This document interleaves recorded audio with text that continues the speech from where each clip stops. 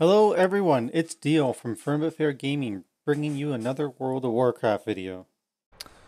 Today we're bringing you the first video in a new series that we will be doing for World of Warcraft Shadowlands, and that is we will be doing a Mythic Plus review of the weekly affixes, as well as providing tips and tricks for dealing with these affixes, as well as identifying some troubling dungeons. And lastly, we'll be going over the roles of what will tanks, healers, and DPS will need to look out for and provide some tips and tricks for them, and also cover what classes may be popular picks for the week.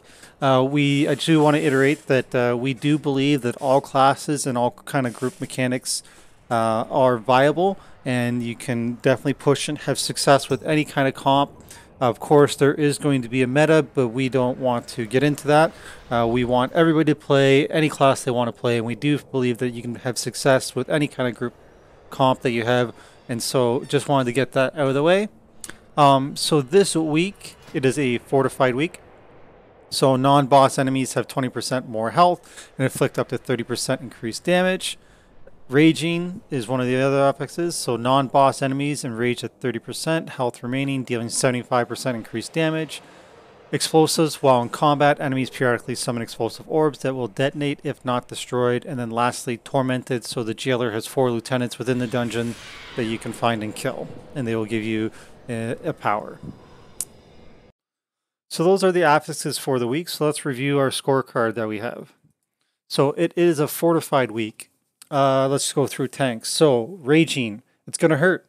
You're going to have to use those CDs, and you're going to have to just accept that this week you're going to take a beating. So the combination of both Fortified and Raging mobs are going to deal 105% increased damage when they're sub 30%. So as long as they're enraged, it is going to hurt a lot. So just get ready to use those CDs. Don't panic too much if you're getting beat up a lot more than usual. It's common. It's just going to be the trend for the week, so just be aware of that and use those CDs, maybe prioritize them a little bit differently, save them maybe closer to the 30% or during that enrage period if you can, and just deal with it the best you can. Don't be afraid to kite. You can use your DPS with slows and stuns and all that sort of stuff to create some distance while they are enraged, and hopefully they can just kill them down for you. Now for explosives, ranged instant casts are OP, and they are going to be your friend here. You can help out the DPS as you can afford the GCDs as well, as long as you're not in the kiting phase. Just be smart with your ranges and casts and pick off some explosives where you can, just to help out the DPS. So Warrior's Heroic Throw, that sort of thing, you can just tab to it, quickly toss the Heroic Throw, and just it's one shot will kill any of them. So if you have those range instant casts, use them if you can afford to. So popular classes of the week that we predict, so it's going to be Warrior Druid for the range on the explosives, as then for the kiting of the enraged trash is going to be monks and demon hunters, just to create that distance between yourselves. We're not saying that these are the only tanks that you can take this week. They're just the ones that might have an easier time, particularly with the kiting away from the enrage and dealing with the explosives. For healers, it's time to crank those heals. Tanks are going to need love this week. It's not a week where we can ignore our tank and they'll just self-heal through it. They're going to need some love.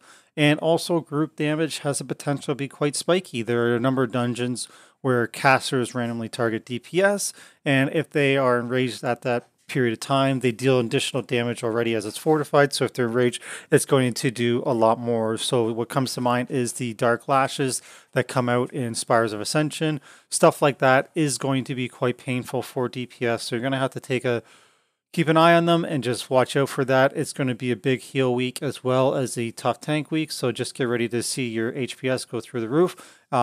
And just have some fun with it. It's always nice when we can crank out the big numbers as healers. So we're going to have a moment to shine here. For explosives, if you have the GCD and you have a ranged instant cast and can afford it, do so. So I'm thinking like a priest, Shadow Word Death. If you have those sorts of abilities and you have time, everybody's at 100%, quickly tab to it, kill it, help out the DPS, particularly if you have a heavy melee group so they don't have to get off the trash and chase after the explosives. Do your part to help out throughout a dungeon. If like a tank and healer can get 10 or 15 throughout the dungeon, it does make a big deal. Plus also you don't want to have one of those go off. It will be a huge explosion to the group and potentially wipe you, and nobody wants that. That being said, popular class choices of the week might be priests, druids, and shamans, and then this is just due to the instant cast for the explosives, and that's about it. We're not saying they're going to be better than all the other healers, but they might just have that extra little nudge in their favor for popularity just due to the increased ability to help deal with those explosives. Lastly, DPS. So if you have a D in Rage to help deal with the raging, your group will love you. So rogues that can shiv, druids with soothe, and hunters with trank. You're going to need to use these on CD when things are getting enraged. Your tank will love you, the healer will love you, and the group will love you because it will, one, make things easier to kite and kill, and give you that much better of a chance for success. Also, if you are a DPS class that has a slow, so like warriors with piercing howl, you can utilize that when the tank is in kite phase, just help create some distance so they can get that extra second or two to get a CD up and stuff like that and stop the damage on them. So do what you can to help out your tank during those periods. Stuns are also quite handy. It's not a sanguine or anything like that, so slow them down, give your tank a breather, give the healer a breather, and do your part. For explosives, tab targeting is going to be your friend. So I did a couple dungeons. I was pretty much constantly tabbing through. Just run over, quickly tap the explosives as you can. Range as well. Quick tabs there with some instant casts and that sort of thing. It's just a one hit to kill, so it's quite easy to deal with. So you're going to be hitting tab a lot as you go through the dungeon. There are like Shadow Priest might enjoy this week because they can just Shadow Word Death and they could have it off CD, where as long as the mob dies when you Shadow Word Death it, it's off CD, and then it gives you that insanity. So they would probably enjoy that, just tabbing through, just quick Shadow Word Death, get your insanity, keep DPSing, tab the next one, rinse and repeat. Warriors can also execute them if it's at 100%. So like I said, just one shot kills. So do your part. You might have to chase them a little bit. Range will probably prioritize them more than melee, but just keep your head on the swivel, keep peeking around because they can spawn almost anywhere and you got to get them down. That being said, hunters, boomies are going to be quite popular for the D and Rage, and the fact that they're range with quick one-shot capabilities or instant casts, so to also deal with the explosives. So we do feel that they might be a little bit more popular this week. And Shadow Priest, as mentioned earlier, will also be boss on explosives just because they have that quick, GCD, Shadow Word Death, get the insanity, and it'll help them pump. The troublesome dungeons for the week, of course, Sanguine Depths. It's a popular one for always giving grief. So I actually just did one on a 16. It was somewhat challenging. Lots of explosives were popping up. The gauntlet at the end was actually a little bit, you needed to just keep your head on a swivel there because there's all the ads that keep coming through. So you just want to make sure you get them all down. You don't need one of those going off while you're in the gauntlet back there. That can be a catastrophe.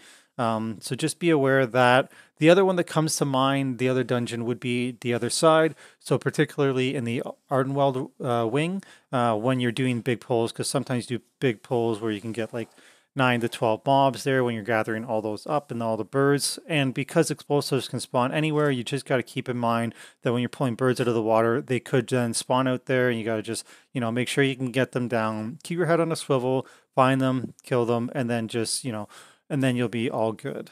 That being said, also you may want to avoid higher pulls if you can. Like I mentioned for the Ardenweld wing in the other side, you sometimes can get away with pulling 9 to 12 at a time. You may not want to do that at this time unless your tank has great kiting capability, just because of the raging and the fortified. If too many of them get low, they could turn and just basically blow your tank up, and then it'll just, of course, murk your DPS, and then that'll be a wipe.